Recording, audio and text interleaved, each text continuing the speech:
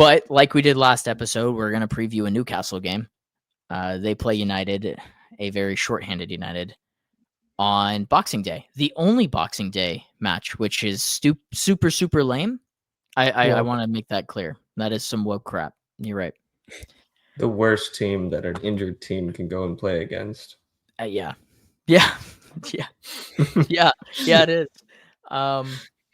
Gosh, I have the tactics He's board. playing young guys, young timid guys that are gonna. I mean, Garnacho made Miley look like a top class right back. To be fair, Miley put in a shift at right back against us. Fucking hell. Jeez. I'm gonna put up the tactics board for this just so you guys can see the lineup and what it looks like. It's pretty fucking funny. I'm not gonna lie in terms of you guys. Just both teams kind of up against each other. If the Newcastle lineup's not correct, just the comparison of their players. Yeah. Where's the set for this one? Here it is. Yeah, there we go. Why are they 4-4-2? I'm scared. It's just what they set it up on the JLA tactics board. But Joe Linton hasn't been playing. Yeah, it's just I when I click Gordon on Newcastle. Was this just throw Gordon in. Kind of Ramsey played. Yeah, it was a 4-3-3. Tonali sat. Like that? Is Ramsey? And then you said it was. And then it was Murphy on the right, Gordon on the left, Voltamata through the middle.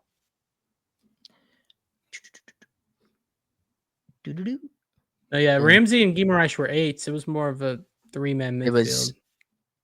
Yeah. Oh yeah. So that I want to start with Newcastle because I saw a tweet about it and I wish I could give the person credit. But for a midfield that's that good, I constantly watch them lose the midfield battle like week after week at this point. I think it's the change of the league has caught up to them because I think last year they looked miles ahead of everyone's midfield outside of Liverpool's, who was matching what they were doing in terms of physicality and speed. And just aggression overall.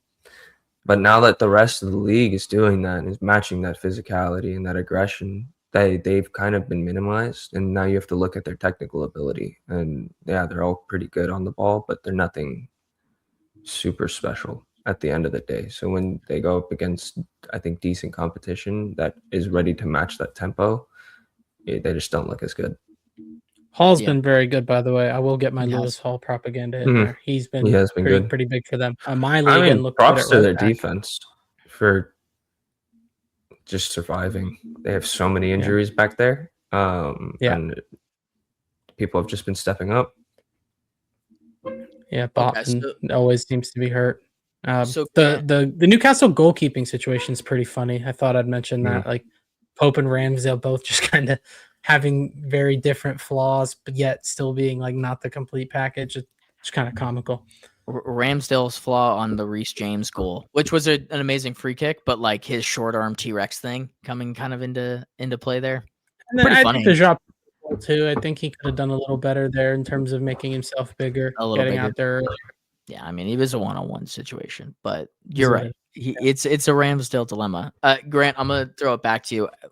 Obviously, we know kind of how United will win this one, or how they will have to win this one. But how does Newcastle win this match?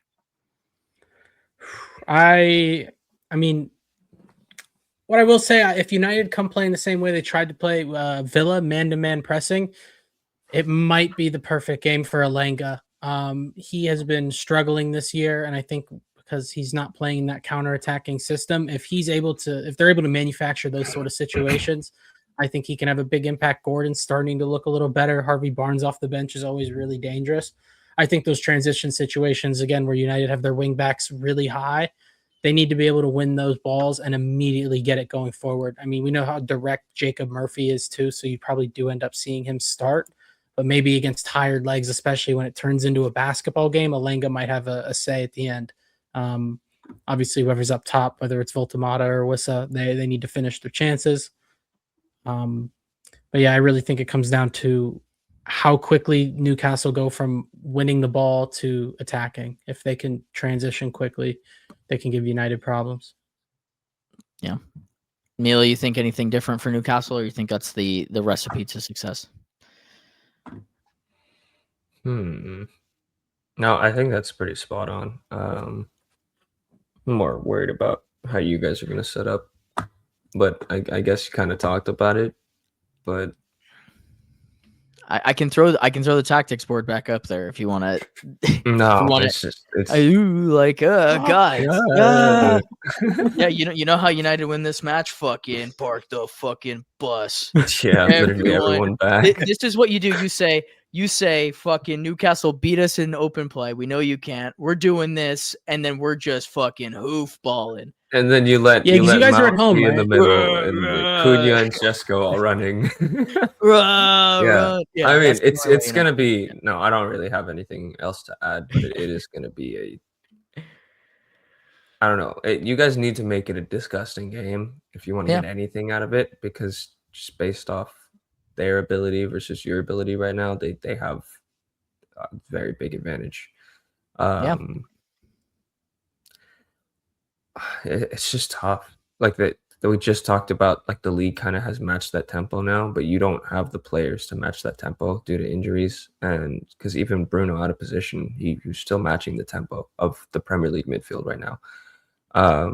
But now it's an old Casemiro and a guy returning from a knee injury. This seems like the game that he gets a red card in if he's playing in the middle of the park. Just saying. So watch out for that.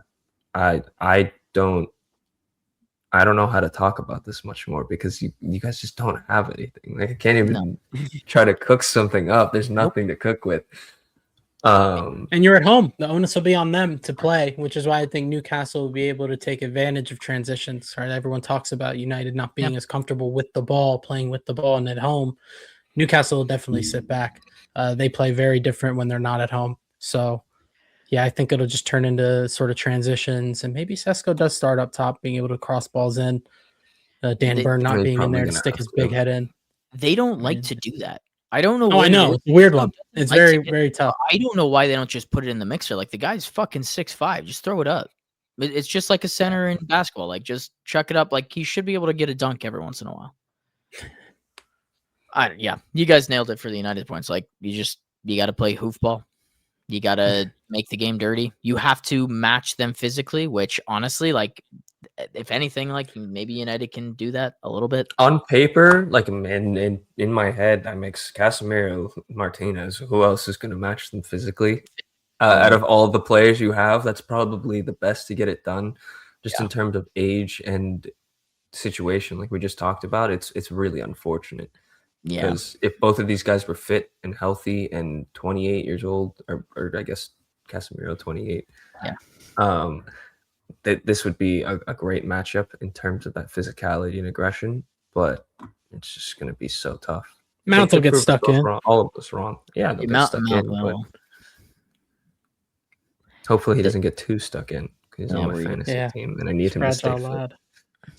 Hey, Bruno's on my fantasy team. I'm fried. Yeah, it's cooked. It's cooked. All right. Well, let's do our predictions. Grant, you can go first. Mila can go after that, and then I will round it off as a United fan. 2-1 Newcastle. Worked last time. 1-1. 1-1. Oh man, I'd be ecstatic. I'd be ecstatic.